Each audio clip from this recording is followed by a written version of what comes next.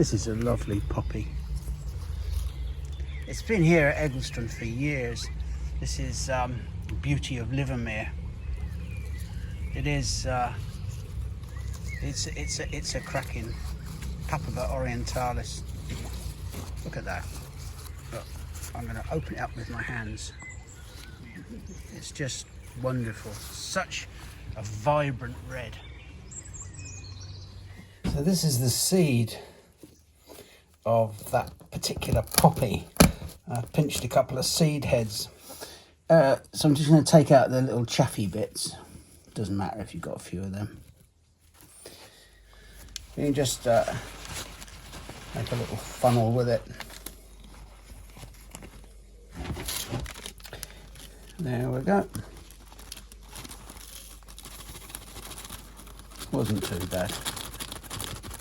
It will be interesting to see when we sow them in the autumn if these come out true. But we won't know for a year or two. But it's worth doing anyway. We'll come back to them in the spring.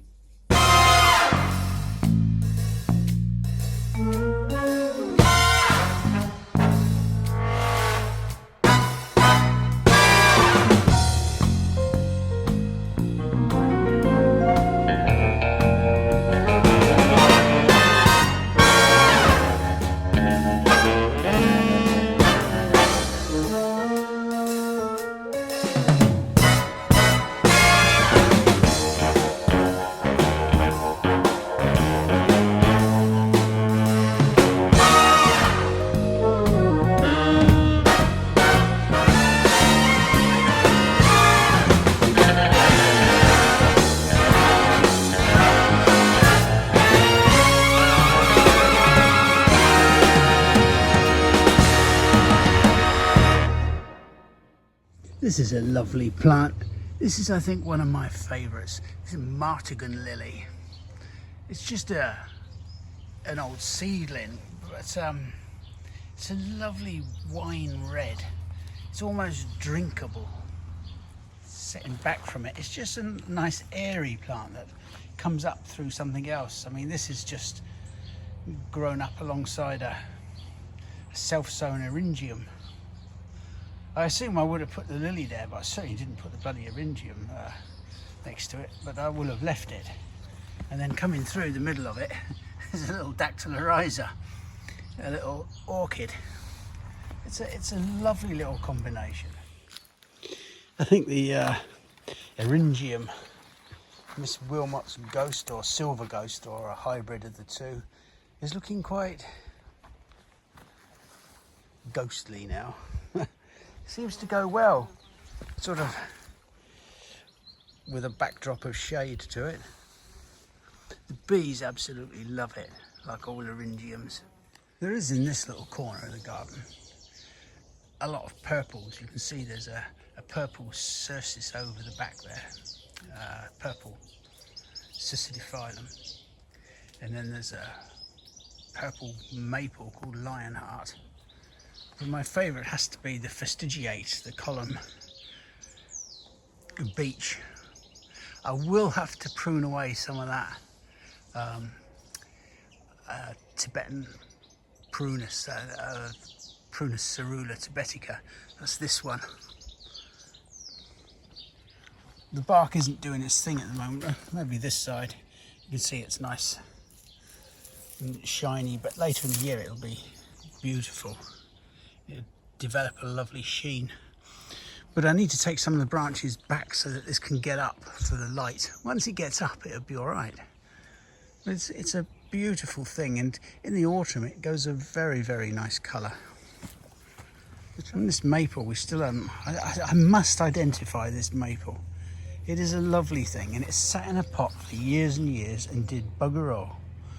But it's a beautiful thing. I just love the leaf. It's so pointy and angular and just nice. You can see here the twisted hazel, contorted hazel, the purple one. That's obviously grafted onto an ordinary hazel, Corylus avellina, I would think. rootstock, so I need to take this out. This is coming from the rootstock. The rest of it's fine. This lovely big fern. Again, this is about probably 3.5 foot tall. Foxgloves, I'm going to have to chop some of them back before they set seed. You may lose a few of the flowers because they tend to set seed and start dropping it at the lower reaches of the stem while those are still in flower. And if I don't remove them before they set seed, I will have so many seedlings everywhere. And if you remember, I planted some. Here's a little cluster down here from DT Browns, and they're doing very well. They're struggling a bit there, but that's not surprised. They're in between two flipping great trees. That was control. I controlled my language there. I'm amazed. I'm somewhat proud. There are by my kitchen window. There's the kitchen there. Like, that's where the action goes on when I'm on cooking. Yeah, I quite like that. It's very relaxing. Anyway, I'm not very good at it, but I quite like doing it. Anyway, campanias, look at these. I think this is one called Plantsmans. That's one out of the gardens at Eggleston. Still quite short, but eventually it will grow up around about 4 or 5 feet. It's probably a lactiflora. It's hard to say because it's been in the gardens there for hundreds of years. And here is a little plant that's coming into its own now. Galenia trifoliata. It's beauty, isn't it? Little star-like flowers. Let's see if we can get a little nibble at it. Yeah, I'm going to have to do something with it because, again, being a plant collector, it has its problems. Underneath all this is a beautiful little fir. Look at that, getting swamped by that thing. So I'm going to have to try and keep that back somehow. But it's a beautiful little dwarf conifer. I'll have to ask Thomas what it is because I'll go fuck all it. Idea. Golden tiara. The clematis. Yeah, isn't that lovely? Very unusual with the sort of brown stamens. It's a brilliant thing. Oh, do you know, when I put it in, and the first year it died right back, I thought, that's buggered. And I said to Lisa, I'm going to dig that out. It's buggered. She said, oh, just leave it. Just give it a chance. I said, yeah, I've been at this 50 years. I know what I'm talking about. It's dead. Anyway, I forgot to dig it out or put something else in. Now look at it. That's very embarrassing. That is very, very embarrassing. But one of the problems, if you put tomatoes in too sunny a situation, is they get leaf curl. But this year has been so dull that we haven't really had it. I think if it got really sunny, I'd put a bit of shade netting over them, or hang a bit down here, like a curtain, 50% netting or something, or even just lay a few lats across just to give them some shade. But it's not a problem at the moment. But they're not naturally a sunny plant. They sort of grow under trees and things, and they like a little bit of shade. Years ago we used to put a lime wash on glass houses where we were growing tomatoes to try and keep the sun off. Stops a lot of that leaf curl. It nearly always happens around midsummer when the sun's really strong and out for a long time.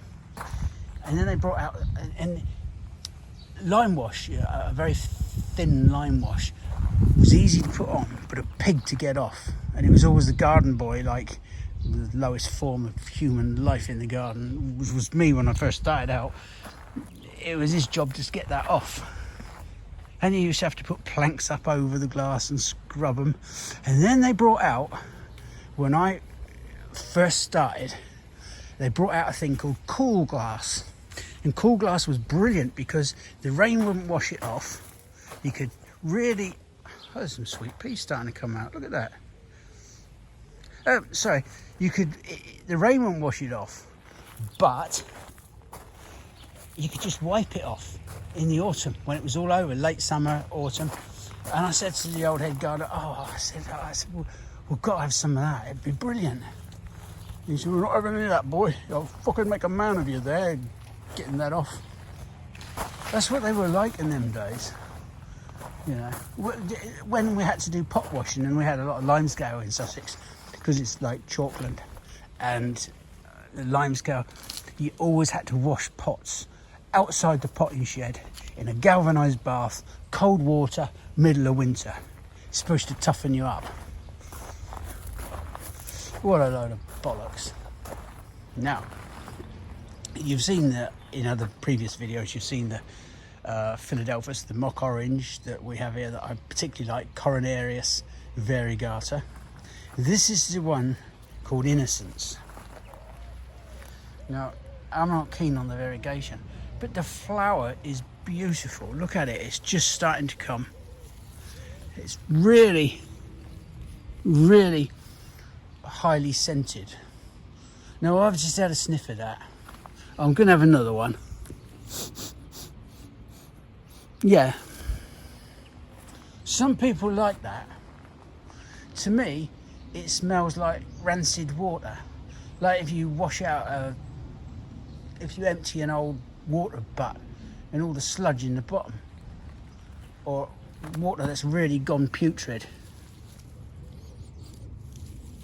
But I have problems with smell. I don't stink, but I mean, I smell weird things and they get fixed in my head. There's a word for it, nosmosia or something. But I used to smell something would smell. If I ate a food like pheasant, which I didn't like because it's gamey and I didn't like the taste, everything for a month afterwards would taste of that. Didn't matter what it was, a lemon, taste of pheasant. New potatoes, taste of pheasant. Just it gets set in your head. It happened after an accident, and it really has been a problem. Yeah. Well, it was an accident. It was an illness, a really bad rheumatoid illness, and yeah, right, buggered up my sense of smell at times, and then it's fine for a while. But it's when something is overpowering, the brain sort of sticks into it, you know, and it's never anything nice. Like, you know, candy floss, what a lovely smell. Never that. Dog shit, pheasant, duck, like duck poo. It has when ducks have been jumping around in a. If you've ever kept ducks, the buggers they if you put a sink of water out there, they all jump in it because that's what they do, isn't it? But they stink.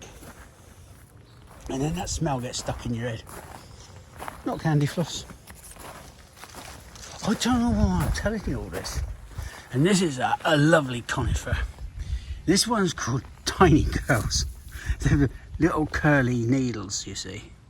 Little twisted little, they look like little curls. Anyway, there are some Aquilegias. That's some of the ones that we grew on from Parker's, and I've decided to put a little patch of them there. And just to the outside of these sweet peas is just a Papava orientalis, I think, just an annual poppy. I mean, look at that.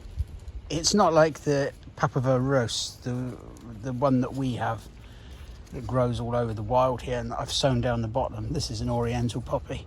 I mean, it's beautiful, isn't it? A lot of people just get rid of them because they don't like the smell of the leaves. And they do have a specific sort of smell, and if you get it on your fingers, it stays there forever. But how can you dislike that flower? And sometimes they come in all sorts of different colours. I'll just let them seed around. They're nearly all pink in this garden. Like there's one under that tree there. It's really starting to look crowded now, isn't it? The garden's sort of like filled up this year.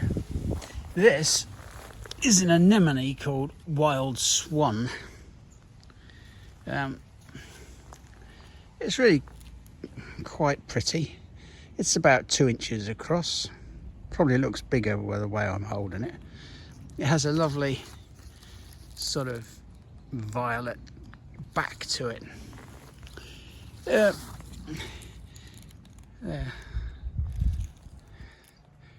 Yeah, it's been very popular, and I was keen to have it in the garden, but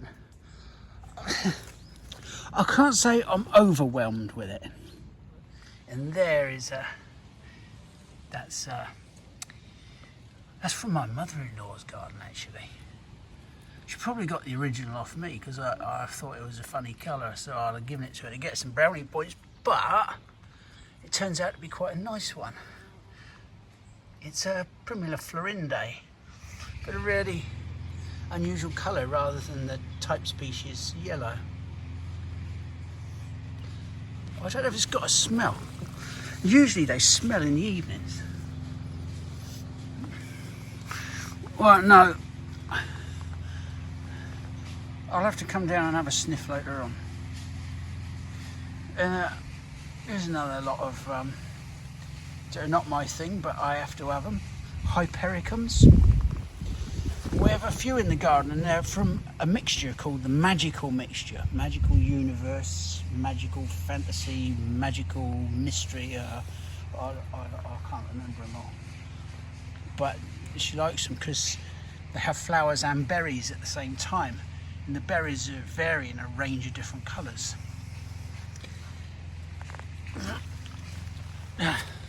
So you see, I have to do things, not just for me. I might have explained to you how the Cornus Controversa works.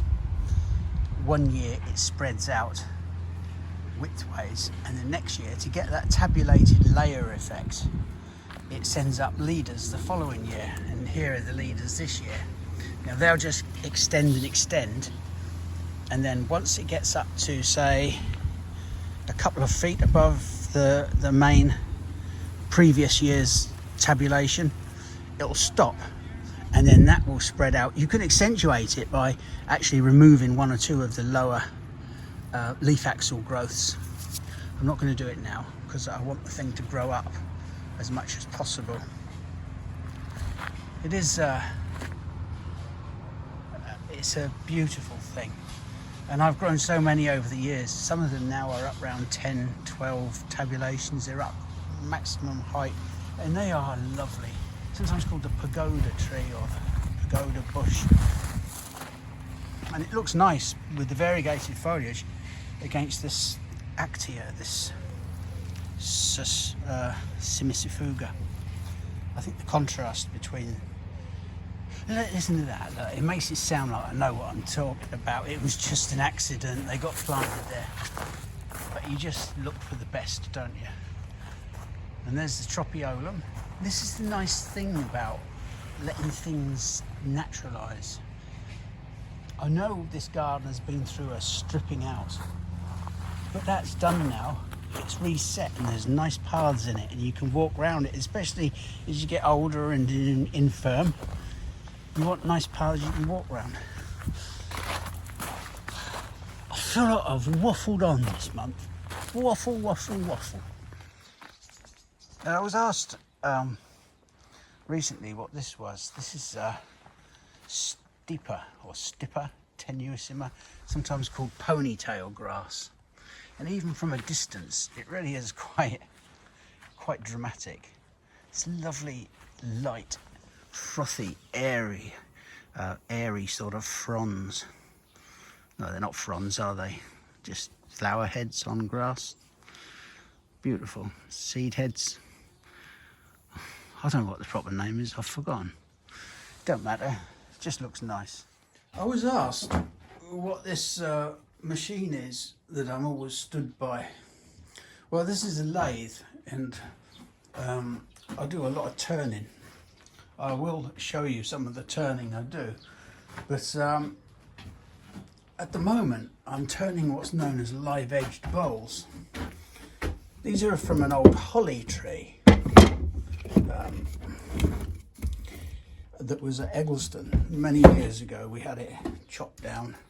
I have a whole load more of these, and you cut them to a sort of a rough round shape like this.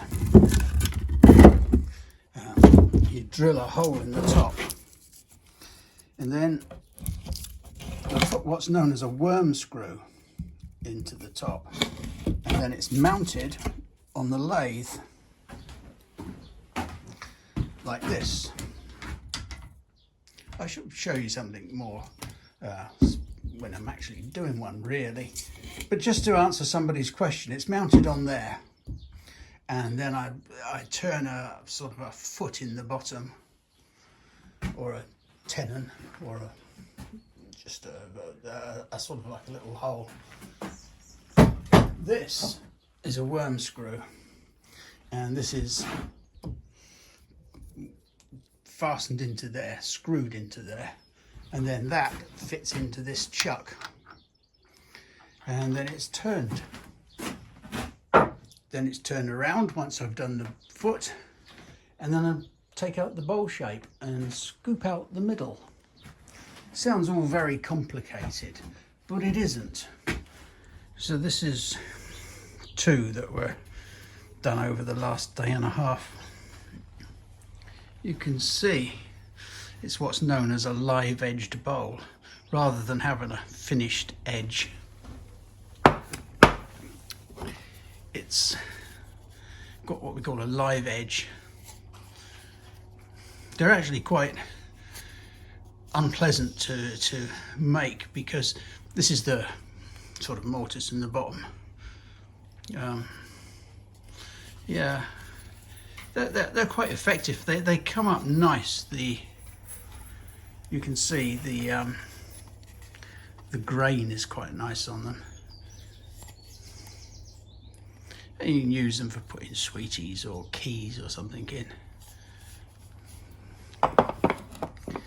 Yeah, I quite enjoy doing them, but to get your hand in when it's turning very fast, sort of 1200, 1500 revolutions a minute, putting your hand in there to sand the bottom is a bit of a sod, because if you catch your fingers on it, it can be quite unpleasant. However, the end result, I think, is really worth it. Now, I've shown you this before, once or twice, but in sort of more commercial settings. I think this is my preferred way of growing delphiniums. Now, yeah, a lot of people grow them from cuttings, and there's a lot of YouTube videos about growing them from cuttings. I personally have always found it rather difficult. Sometimes you can get away with it if you get them just the right time, but I think hey, these sweet peas are doing all right, aren't they? And no bloody smell on them, or very little. Oh, that's a digression. Just getting back to these delphiniums, as I say, I've shown you a couple of times about them. But for the amateur gardener, supposing you've got a really nice variety like this one, I can't remember what it's called. Maybe I'll caption it sometime. It's a beautiful big purple one. It doesn't matter what it is.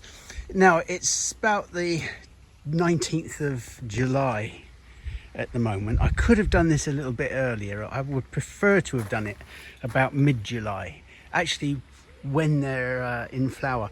Now, if you just want to get a couple of plants, you need to look at the crown and think, like, there's all of these big old stems there that are going to have to be cut down. So what I want to do is just sacrifice a couple of those stems. So I'm just going to take the secateurs and cut them back, right back to ground level, or an inch or two above. You can see, yeah, that'll do. Now, let's get them out the way. Right, those little stems there, I'm going to allow to sit for a week. And there's dormant buds under there, what we call crown buds. And those dormant buds are going to swell over the next few days because I've cut them back and the plant isn't trying to set seed, so what it'll try and do is swell some buds to get a second growth. In about a week's time, I'll dig down. I'm not going to sacrifice the whole plant because I only want a couple of things, and you can do this at home if you've got a nice decent sized clump, or a clump that's big enough to do it with, that won't get rid of, won't decimate your stock. And then I'll take a spade, get down in there, dig that little bit of cut back root off, and then take the buds off. So it's the 20th, it's either the 19th or the 20th July today. I haven't done a lot of filming because I've had this COVID thing. Thought I'd got away with that over the years. Nasty little bastard. Now here's a strange thing. I have got a dead fish this morning. Beautiful fish. Doesn't look to be anything wrong with it. And then I'm looking in its mouth, and there's like something in there. So I'm going to try and take it out. It has swallowed a newt there, and it's choked on it. There's just, the newt was half out of its gob. Well, I've never seen that before. I've just started weeding in here, and not to put too fine a point on it, I think, I don't know if I was following through or I've got a bit of escape wind, but didn't feel anything. Working away, and I keep getting this waft of something disgusting, and then I've just having a quick look around, and there, it absolutely stinks. I know it looks like a dick, and I've forgotten the name of the thing, but yeah, it is absolutely revolting. Oh dear, I still got this COVID cough, and it's really annoying. I remember when this holly was just a little cutting, I chucked a load of them in some sand up the path at Plantsmans Corner. There's probably a video of it, some was like 12 years ago or more. And yeah, and then I just did it as a standard.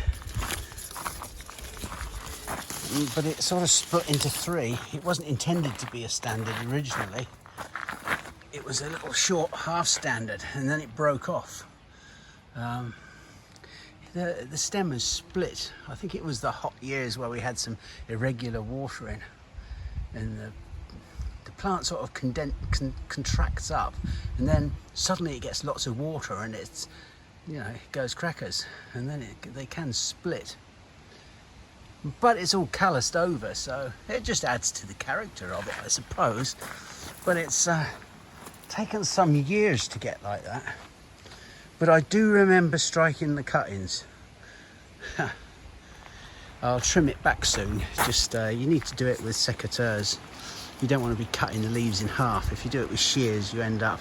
It's okay for holly hedges, but when you've got a nice plant like this with nice big leaves, you want to get in there with the secateurs and just trim it back. Spend a bit of time on it, and then you can make it into a nice shape. You need to do it every year. Otherwise you will lose the shape, and it's hard to bring it back round again. Just a little trim over every year. I usually do about the second week of August, same time as a tie-in or trim back. Summer pruning for apples and pears, which I have to do soon. I was going to show you something. Oh yeah, I need to get rid of all of these plants from Parker's. I think I've done another little bit where you can see the lavenders are starting to look reasonable now. They still look sort of open-arsed and straggly, but they're a lot better than they were. And you'd be happy to plant them now. You shouldn't have to do that amount of work on them when you buy them. And if you didn't know what you were doing, you'd probably just think, oh, they're rubbish, and chuck them away and take the hit. But I want this little thing because I'm going to have to sow trilliums soon, and I'll show you how to do that and how to harvest the seed and what you do with it.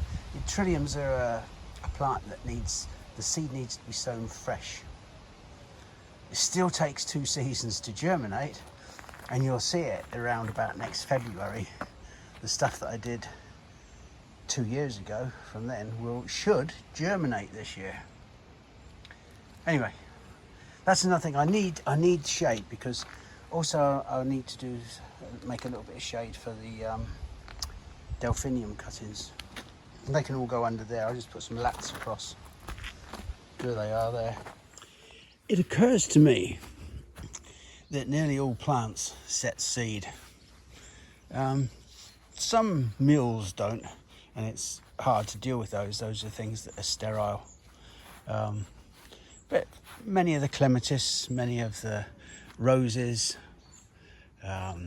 obviously simple things like lupins. Some hostas, not all hostas, set seed readily. Crocosmias, that sort of thing. And there's a garden full of things here that and the lilies. I've been cutting the seed heads off, and I was thinking to myself, it might be interesting just for a year or two, just to save some of the seed and grow it on and see what we get out of it. You see, I've cut down some martagon lilies, and it's rather stupid, really. There are some anemones here. There's another one there. Can't remember what it's called. It might be rivale, and this is a wild swan. Now, you have to be very careful. As a nurseryman, we don't do a lot from seed because people like name varieties of things, and you don't always get, well, you can't get a name variety if you set something from seed. It's just, it just doesn't happen. I'll even try that tropiolum, little sod. A lifetime of nurseryman and growing plants, and that little bastard has caused me no end of trouble. Anyway, one of the problems, of course, is as a nurseryman, is that there's plant breeders' rights and you can't propagate for resale. But here we're not going to be propagating for resale. I can take seed off of all of these plants, and providing I don't sell them, that's fine. There is nothing illegal about that. So we can look at all sorts of things. So rather than cutting back this year, I think I'm going to leave it, and let's see what we get. Even these azaleas may set seed. I've never grown azaleas from seed before. I have worked basically one method of growing seed, and I know that there's all sorts of things you can do with breaking double dormancy and all the rest of it. By putting them in a refrigerator, taking them out. I basically sow most of my seed around February outside, put it in a cold frame and leave it. I've always worked on the philosophy that there's no refrigerators in nature, and if we just have a little bit of patience, most things germinate. I've kept seed for sometimes like 3, 4, even 5 years, and then they've germinated in their own time. You can't sow seed and expect them to be up in 2 weeks. Some things have a protection, a dormancy. So that dormancy has to be broken. And it's much better if we can do it, let it happen naturally. Some things are dead easy. This echinopsis, for example, is easy. Veratrum. I don't think I've done it from seed before. I've always grown long rows of it and divided it. But my late friend from Cali Gardens, Michael Wickenden, he used to grow it from seed, so there's no reason why not. Let's have a look and see. It'll be a worthwhile experiment. We can even grow some of these clematis and see what the resulting plants are. I don't want to get stowed out with lots and lots of, oh look, that holly, that's myrtifolia. It's absolutely fucked. I mean, look at it. Oh, it's dead at the top. Plenty of growth at the bottom. I wonder what's gone on there. Well, maybe cut it back to just above where this new growth is starting. I don't like the look of that at all. Oh well. Anyway, that's what we're doing, just an idea. So this is the Dictamnus. This is Dictamnus purpureus, I believe. It has a nice purple flower. As I've explained, it does have problems. It can bring you out in a nasty rash. But it's sometimes known as the burning bush because of the volatiles. If you light a match near it on a hot evening, it will flare up. Don't expect Blackpool illuminations. It's not that fantastic. It just does it. And this is Purpureus albus. This is the white form. Yeah. It's not very spectacular, is it? Yeah. You would probably just choose the normal Purpureus. Oh, I've got it's very, very scented though. It has a very, very citrus scent. I'm gonna have to wash it off my hands now. But that one, much more dramatic. Okay, once again I'm going to start bitching on about having to do this one-handed because I don't have anybody around to film it for me. But here we go. Phone in one hand, sharp spade in the other. Nice sharp spade, preferably stainless steel. And there's where we've cut off the delphiniums. So what we're going to do is just stick the spade in between the main clump and the stubs. They were cut back just over a week ago, and I'm just going to press down really hard and cut through. This is very hard. There we go. We're in now. There we go. And then I'm just going to ease back and lift that clump up. Oh dear Lord. And you can see the main clump is fine. That'll all come back next year. And we've got these little stubs.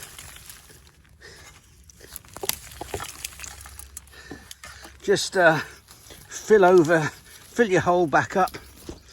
Get rid of as much of the compost as you can. And then we'll see exactly what we've got. And I can tell straight away there is some very, very, very nice buds on here. You can see them already. Look at those. Let's go and just give them a little bit of a hose down. Now I was just putting some water into the pond. We've had a few hot days, and just sprinkling a little bit of water in it adds a bit of oxygen as well. Ah, look at that lily, isn't that lovely? There's a dark red one over there. Anyway, so I'm just gonna hose these little boys down just to clean them up. There. Let's do this.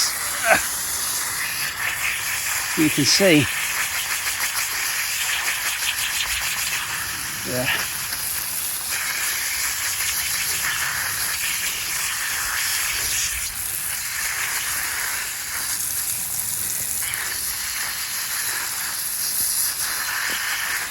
There we go. That will do. There we go.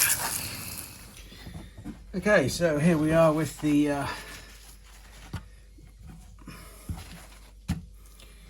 delphiniums. I'm going to use secateurs and a knife. There's a lovely big fat bud. There's two there actually. You can see I could use both of those. Now if I was doing this commercially, I would use so many of these buds. I mean, there are literally dozens of, well, not dozens of them. I haven't really cleaned that one properly. But yeah, but if you're not doing it commercially, you can just take off little chunks. You can see here there's several little buds on there.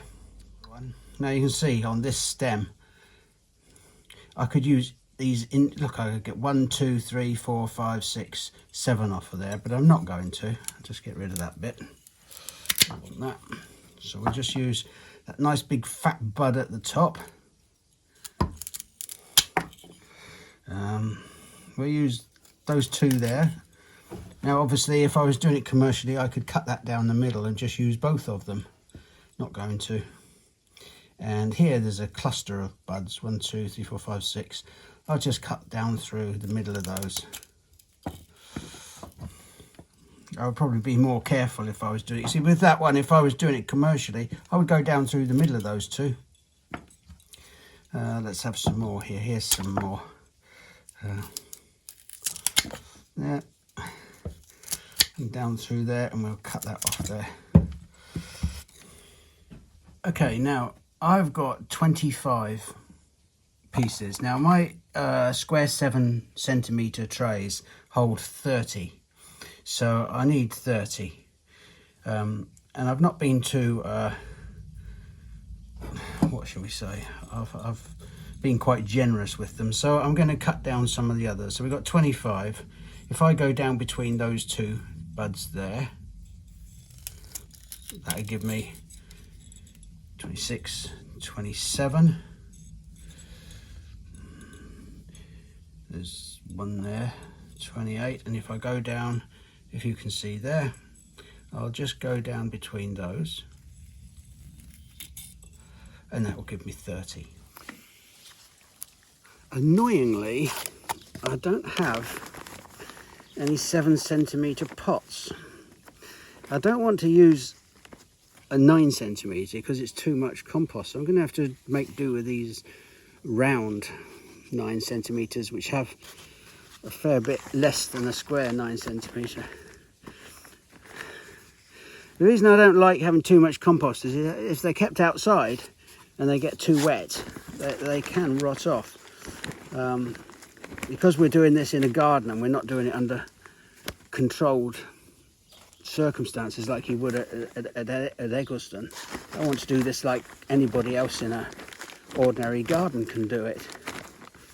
Anyway, you just loosely fill up the compost and just rub it off. There you go. And just fill up your pots. What we'll do then is we'll just take one of the buds, the crown buds, and we'll just pinch it into the compost. Just pinch it in. Here's another one. Just gonna, obviously there's a right way up, and just pinch it into the compost. You want to have about ½ an inch, you know, a centimetre. Isn't that amazing? When I start doing this, we get dog noises. So I think the neighbours' dogs have shut up now. Again, as I say, any roots that you've got, you can just pinch them down into the compost. Just work them down with your fingers. You know, you could half fill it and then fill it up, but I don't fart around like that. I just pinch it in, and if it's a bit low, stick a bit more compost on the top. There's another one. There's another one. There you go. Now, all I do then is just take the tray and give them a tamp.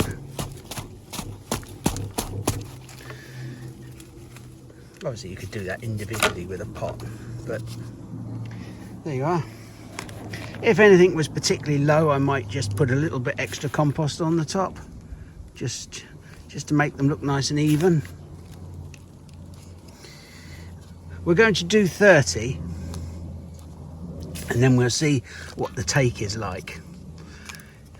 Next month, towards the end, we should start seeing some action on these. That'll be set August video, or certainly in September. If we don't, I'm going to look a complete tit, aren't I? So now we'll just borrow the hose pipe and just water those in. I'm going to give them one really good soak. You'll need to keep them moist.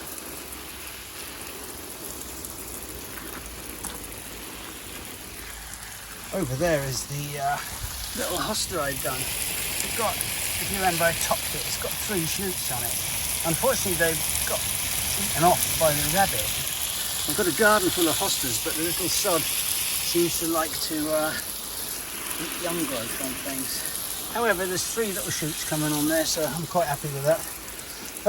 Where are we? I can't remember when we did that. Late May, I think. It was very late. There we go. Just give these a really good soak.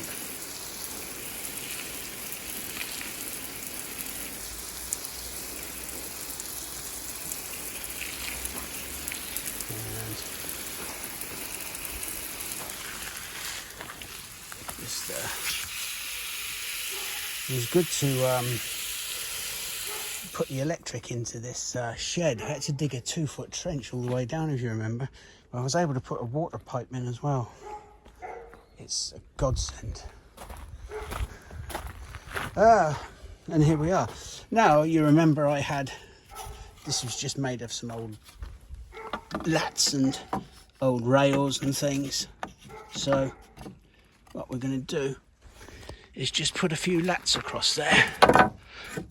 Now, because the gaps between these lats is the same width as the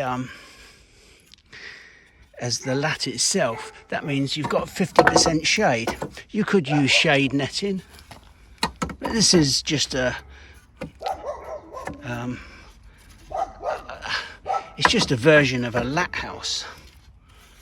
But it gives you shade. You don't want these getting too hot and drying out too quickly. So 50% shade is just about perfect for them.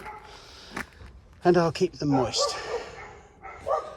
And the dogs are at it again. So just to, this is the sort of stuff. In the last, I think it was Thomas's last video, he said I do woodwork. Well, actually I do turning. These are some of the things we do. This is like a bottle stopper, bullet shaped. Obviously the dish is a spalted beech. It's quite a large dish. Lots of ring pulls and letter openers. Some are made with exotic woods, some are made when there's little spare bits going. Some are made with just general hardwoods. Depends what I've got over the years. That's like a little bit of laburnum. Just it takes the time it's taken in actually in drying the stuff. This is a little dish.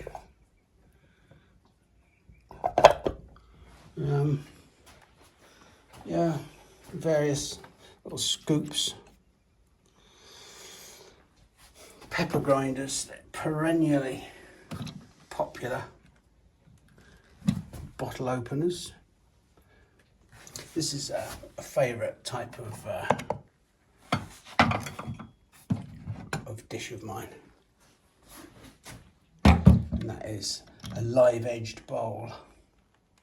It's just a little dish, but it's got the bark still left on, and that's rubbed down so that it stops flaking.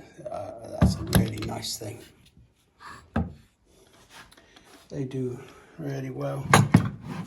There's various cherry and yew and birch laminate and some acrylics. These here are fountain pens. There are some acrylic ones, and then there are some made with exotic woods like Thoya burr. They're very, very good. Yeah, the pepper grinders. I really do make an awful lot of pepper grinders. Again, more live edged bowls and pens. Fucking pepper grinders. So yeah, I have to stop now because she's got too much stuff, really.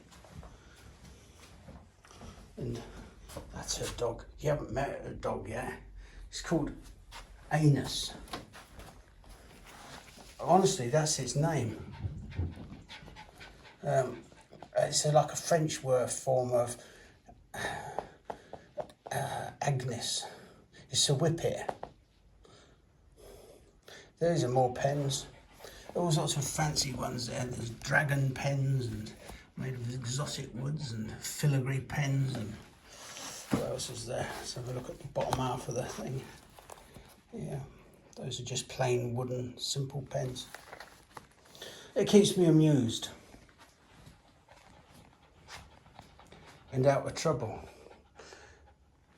Have you got that rabbit yet? You're knackered, aren't you? If you weren't so fat, you'd have caught it.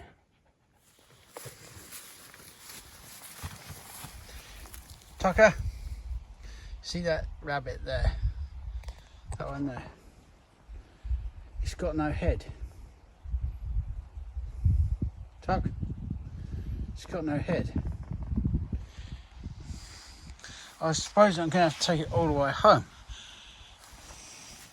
Them two have eaten the head. I don't know which one of them ate it. And I don't know how I'm going to bend down and get that off of him. It's just a fucking nightmare. I just can't keep up with him. He's going to carry that all the way home. That headless corpse. I'm going to have to walk down the village with that. Lovely.